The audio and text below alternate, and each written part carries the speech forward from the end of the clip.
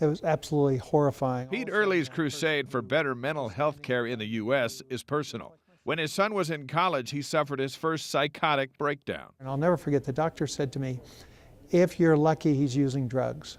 If you're not lucky, he has a mental illness. A former Washington Post journalist, Earley detailed his struggle to get his son help after his arrest in the book Crazy, A Father's Search Through America's Mental Health Madness. The word crazy in the title refers to our current mental health system, which Earley shows in his book to be deeply flawed. My son became psychotic.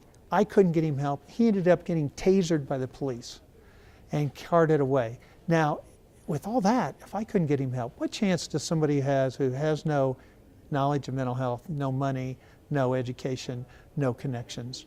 I mean, that's how difficult it is to get into our system to get help. But that system is slowly improving, and he points to Utah as an example. Utah has been a national leader, and I find that fascinating, and I think it goes to its religious roots too, quite frankly. Earley believes the crisis intervention training law enforcement receive in Utah is some of the best in the country. Where you don't want Rambo coming through the door if somebody has paranoid schizophrenia. Mike, put the weapon down! Where officers actually deal with more persons with mental illness than psychiatrists do. He also applauds the University Neuropsychiatric Institute's receiving center. Why take somebody in an emergency room where it's going to cost you a fortune and they're not going to get the kind of help they need when you can take them someplace that will get them into the right services? And he believes mental health courts in Utah are a huge success. Good work, good work.